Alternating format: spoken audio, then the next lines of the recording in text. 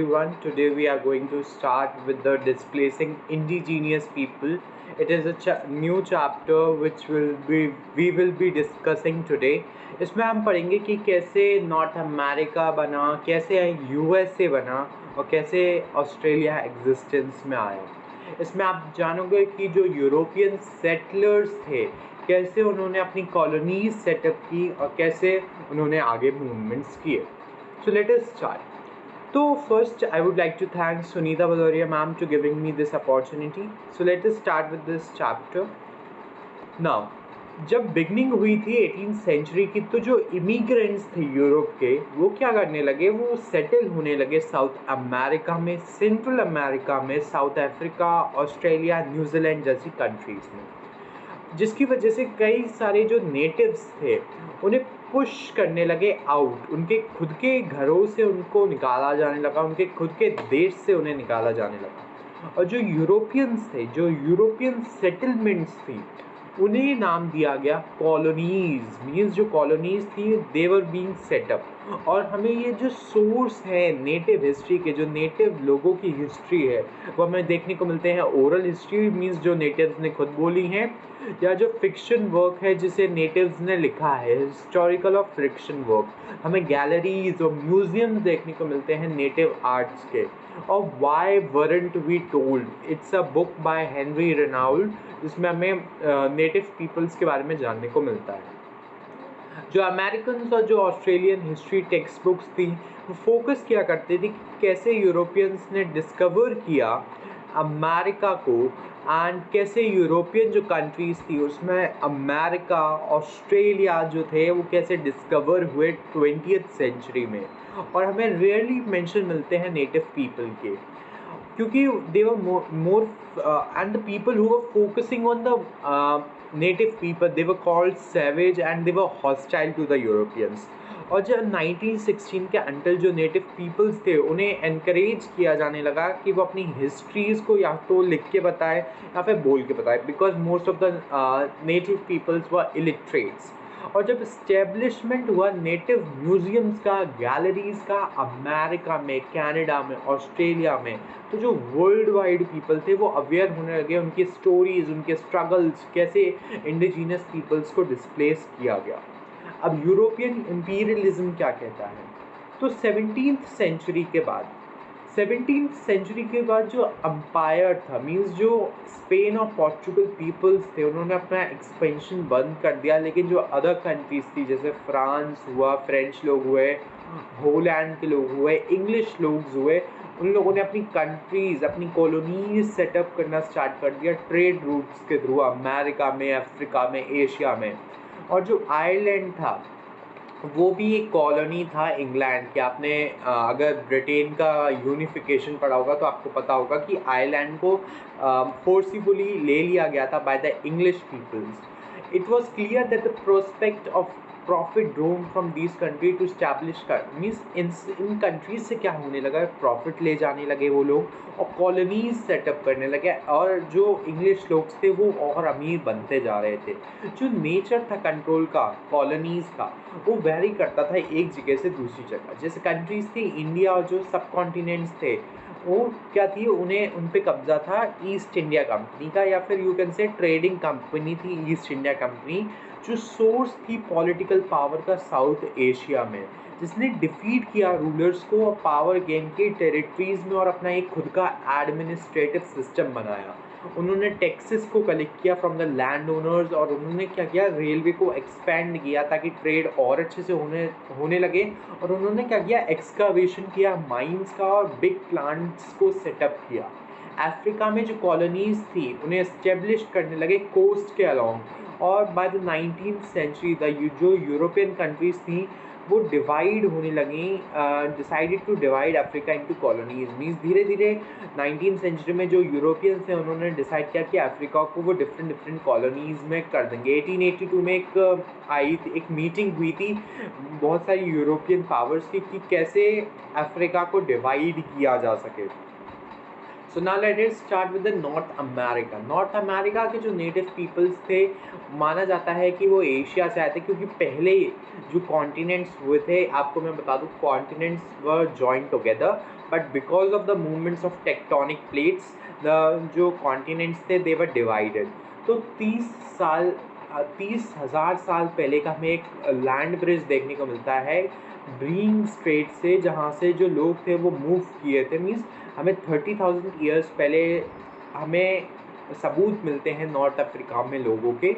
और लोग जो थे वो 10,000 साल पहले लास्ट आइसेज जब आई थी तो वो लोग साउथ में, क्योंकि जब आइसेज आती है तो मोस्टली जो इनहेबिटेंट्स होते हैं वो मर जाते हैं, लेकिन जो कुछ इनहेबिटेंट्स थे वो साउथ रीजन में चले गए थे नॉर्थ अमेरिका के में। और वो क्या किया करते थे, वो ग्रुप्स में रहा करते थे रिवर वैली के अक्रॉस, और उनकी जो पॉपुलेशन थी वो बढ़ती थी, increasing the population once the climate stabilize. और एक बार क्लाइमेट स्टेबलाइज हो जाता था तो उनकी पॉपुलेशन बढ़ती थी। और जो गुड्स और सर्विसेज थे उन्हें एक्सचेंज किया जाता था बार्टर सिस्टम के थ्रू। मीन्स वहाँ पर कोई करेंसी यूज़ नहीं होती थी, हम बार्टर सिस्टम यूज़ किया करते थे जो लोग हुआ करते थे। जो इंडिजीनियस पीपल्स थे वो ग्रुप्स में रहा करते थे, और वो धीरे धीरे विलेजेस बनने लगे। और वो क्या किया करते थे, वेजिटेबल जैसे मेज हुए, वीट हुए, उन्हें उगाया करते थे। और फूड में उनके मेनली हुआ करते थे मीट एंड फिश। वो कई सारी डायलेक्ट्स या फिर you can say numerous languages बोला करते थे, जिनका कोई रिटन फॉर्म में हमें डेटा अवेलेबल नहीं है। और जो ओरिजिनल्स थे, जो ओरिजिन था, और जो हिस्टोरियंस थे pass down to generation in the oral form. Means oral form में जो उनकी हिस्ट्रीज थी वो पास हो रही थी। और जो ये थे वो फ्रेंडली हुआ करते थे, और यूरोपियंस को वेलकम किया करते थे एज अ गेस्ट।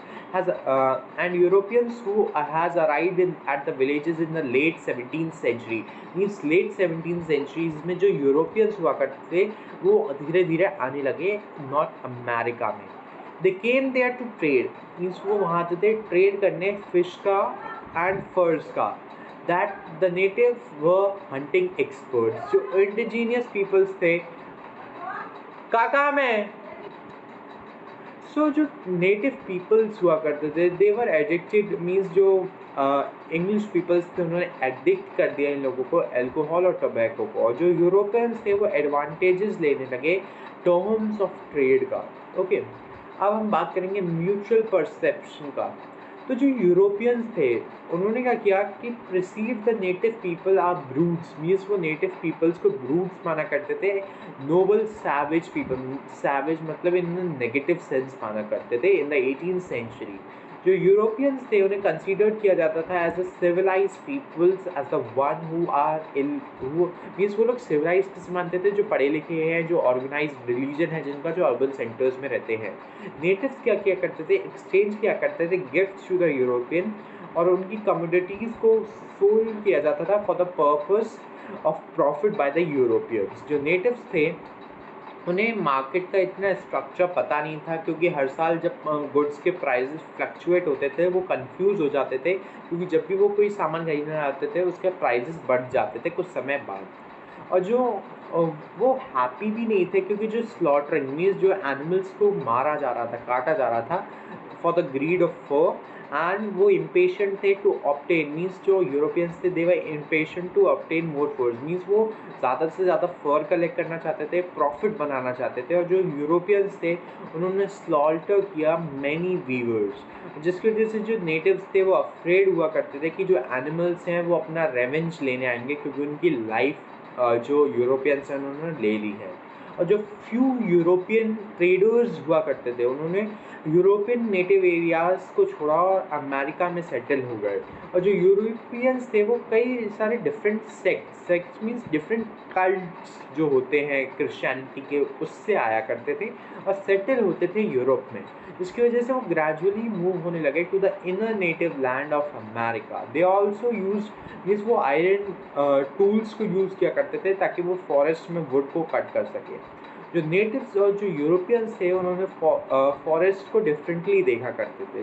जो नेटिव्स थे वो आइडेंटिफाई करते थे जो फॉरेस्ट ट्रैक्स है इनविजिबल टू यूरोपियंस, और जो यूरोपियंस थे वो इमेजिन किया करते थे कि जो पूरे फॉरेस्ट है उन्हें कट डाउन करना है और फॉरेस्ट की जगह उन्हें कॉर्न फील्ड बनानी है, मीन्स जहाँ पर क्रॉप को ग्रो कर सकते हैं। जो कंट्रीज थी कनाडा, अमेरिका, वो एग्जिस्टेंस में आने लगी 18th सेंचुरी के एंड में।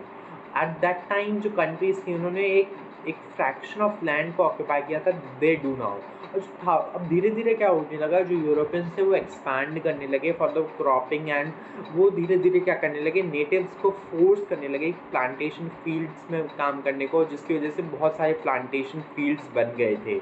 एक बिलीफ थी कि जो गोल्ड है नॉर्थ अमेरिका में, एक बिलीफ आ गई थी, एक मीन्स हवा सी फैल गई थी कि नॉर्थ अमेरिका की जगह में गोल्ड है कैलिफोर्निया में।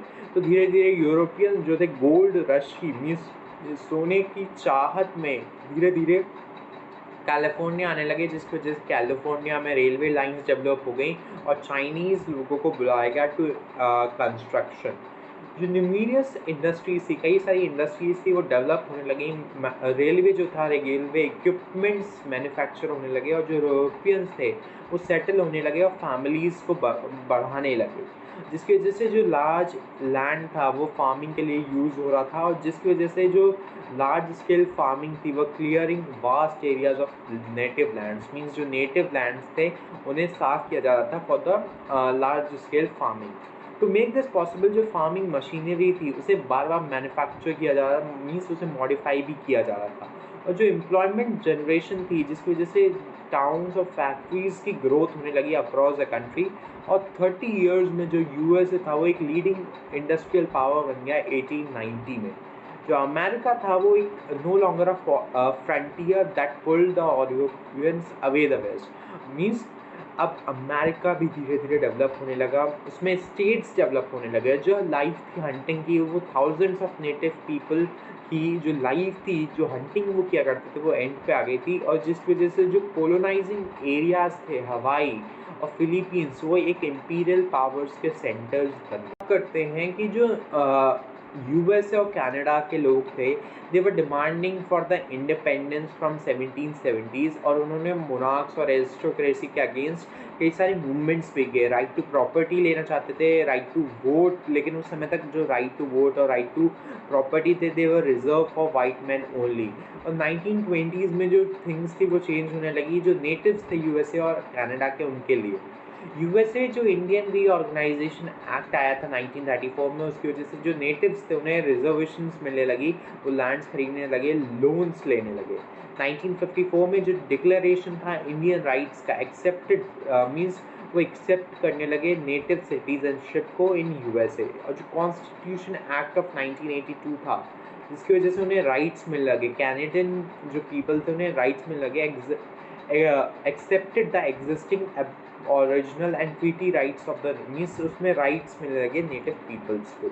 अब ऑस्ट्रेलिया कैसे आया एग्जिस्टेंस में, तो जो अर्ली सेटलर्स थे हमें देखने को मिलता है, अर्ली जो सेटलर्स थे ऑफ द आइलैंड कॉन्टिनेंट्स वो कन्विक्ट, मीन्स उन्हें कन्विक्ट करने लगे, डिपोर्टेड मीन्स उन्हें लाया जाने लगा फ्रॉम द इंग्लैंड, बिकॉज उन्हें मना ही थी कि अपनी कंट्री में वो लोग वापस नहीं आ सकते आफ्टर उनकी जो जेल टर्म थी वो ख़त्म हो जाती थी, क्योंकि उनके पास कोई अल्टरनेटिव नहीं था। They were means they were not did not hesitate to eject the native from the own lands, means वो नेटिव्स को निकालने लगे और कल्टिवेशन के लिए उस लैंड को यूज़ करने लगे, और जो नेटिव्स थे उन्हें एम्प्लॉय करने लगे फार्म्स में। उनकी जो कंडीशंस थी वो बहुत हार्श थी, स्लेवरी जितनी हार्श थी।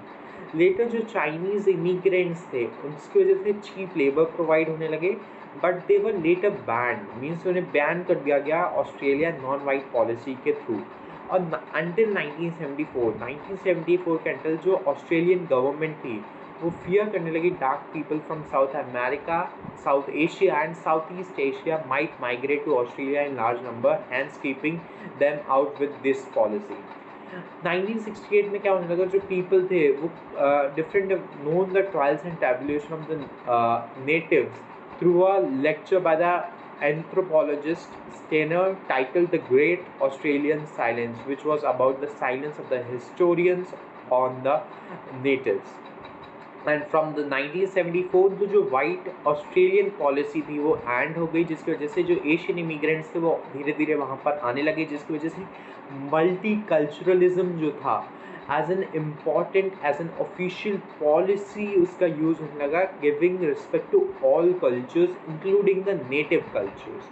और 1992 में जो ऑस्ट्रेलियन हाई कोर्ट था उसने terra nucleus as a legal invalid and recognise native claims to the land to be fair from 1770 से उनको क्या होने लगा, जो ऑस्ट्रेलियन हाई कोर्ट्स था उन्होंने नेटिव्स को क्लेम करता है कि वो लैंड्स खरीद सकते हैं। और जो ऑस्ट्रेलियन गवर्नमेंट थी उसने एक नेशनल सॉरी डे मनाने लगे 26 मई 1990 को as a public apology for the native children, means native children के लिए अपॉलजी मांगने लगे who lost their lives due to the segregation of the whites and the native from the 1820s to the 1970s, means 1820s से 1970s तक जो segregation हुआ between the children of the whites and the natives, उसके लिए apology day मनाने लगे 26 मई 1999 को।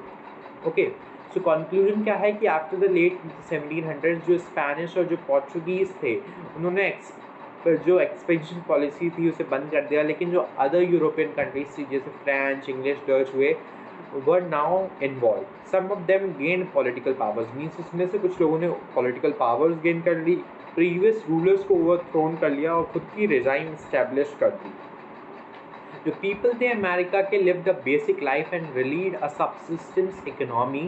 They created means उन्होंने फ्रेंडशिप बनाई between exchanging communities with Europe. Unfortunately जो यूरोपियंस जो थे सेल्फिशनेस थी जिनकी, उसकी वजह से कई सारी उन्होंने इंडिजीनियस पीपल को डिस्प्लेस किया उनके होमलैंड से। With this, I would like to end this chapter. Do like, share, comment, and subscribe to my YouTube channel, which is Social Abhilasha. Thank you. Jai Hind.